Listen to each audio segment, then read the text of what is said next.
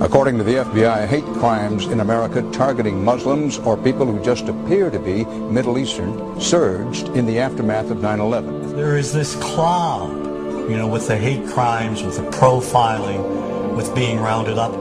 Again, I think this illustrates the power of film, that in spite of the reality, in spite of the material that we know to be true, we still embrace the mythology. The mythology is still a part of our psyches. Stereotypes take a long time to wither away. And for many of us, we're comfortable with our prejudices. We don't want to change. We've grown accustomed to this face.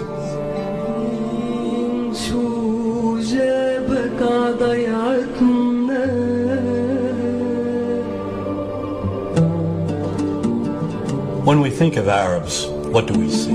What images come to mind? Do we see actual people? People who, despite real cultural or geographical differences, do pretty much the same things that we do. When we think of Arab women, what images come to mind? Do we see women who laugh and play and who adore their children?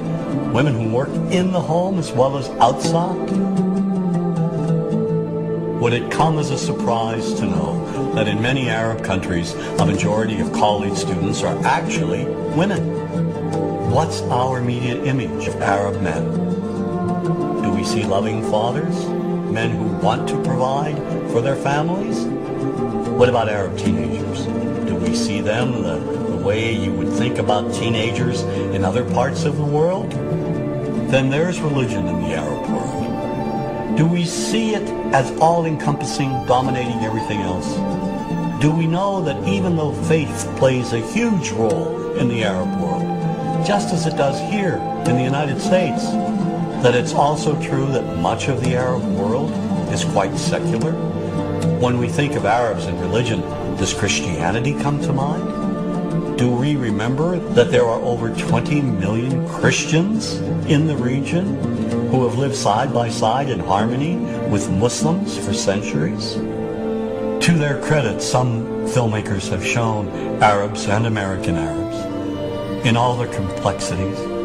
An excellent way to shatter a stereotype is through laughter, through comedy. So we have comedians. Comedians have done this historically. Black comedians, Jewish comedians. So we see Arab comedians doing this, and this is one way to release the tension. My name's on a credit card, true story. Guy behind the counter picked up my credit card, sees the Olive Garden, looks at me all weird. He's like, hey buddy, what kind of name is that?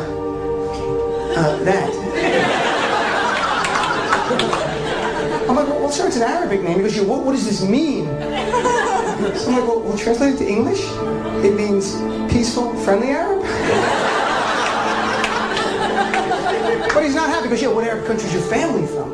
So I tried the most peaceful, popular one that he would like. So I'm like, we're from the same Arab country that Aladdin is from. To his credit, Michael Moore in Fahrenheit 9/11 in the DVD includes a scene with this comedy coming out. My name really is Ahmed, and I can't fly anywhere. All you white people have it easy. You guys get to the airport like an hour, 2 hours before your flight. It takes me a month and a half.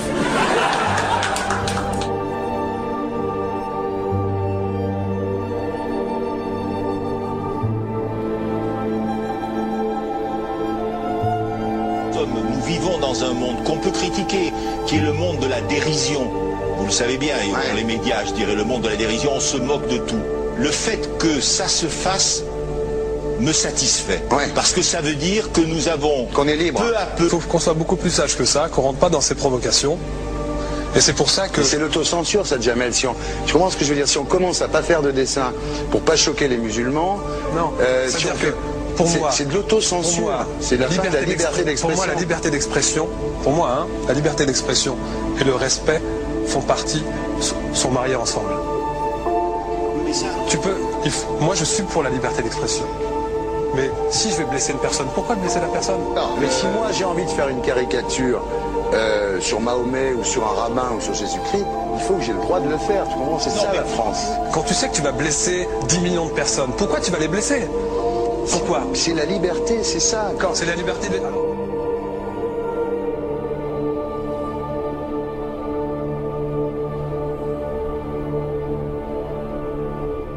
Non, mais tout seul. Vous pensez pas que c'était à vous de vous excuser, non? En disant le sketch n'était pas très drôle, je suis désolé si j'ai blessé des gens, voilà, excusez-moi, voilà, c'est une connerie, c'est mon travail. Mais vous referiez pas le même sketch quand même? Mais le spectacle que je fais reprend en grande partie les lignes de ce sketch. Mais il y a un truc que je comprends pas sur cette affaire, c'est qu'à aucun moment vous avez senti le besoin de vous excuser et que vous en avez rajouté. C'est tellement surprenant, c'est tellement inadmissible que j'en suis choqué. Voilà. Dans un pays où on peut parler, on peut s'exprimer. Et là, pourquoi tout d'un coup, sur un sujet, on ne pourrait pas s'exprimer? Vous savez bien pourquoi on ne peut pas s'exprimer. Pourquoi? Parce que dans ce pays, on a envoyé pendant la guerre des juifs dans des chambres à gaz et que ça crée un petit problème quand même. Vous voyez ce que je veux dire? Dans ce pays, on a envoyé pendant 400 ans des centaines de millions de Noirs. Il y avait 400 ans d'esclavage. Et pourtant, ça n'a pas empêché Michel Led de faire un sketch qui m'a fait marrer. Où il faisait un noir, et à la fin, il faisait un singe. Et en parlant des narines, en parlant des lunettes. En tout cas, lui, il n'a pas été interdit d'exercer son travail. Il a même eu la Légion d'honneur. Quelqu'un qui a toute sa famille qui a été exterminé dans un camp de concentration et qui voit quelqu'un à la télé qui dit Israël, vous vous rendez compte? Je ne sais pas. Mais on peut pas. Il y a des moments où même si on connaît les gens, même si on les a invités, on leur... Et c'est pour ça que... C'est l'autocensure, ça, Jamel. Tu comprends ce que je veux dire? Si on commence à pas faire de dessin pour pas choquer les musulmans... Non, c'est-à-dire que pour moi... C'est de l'autocensure.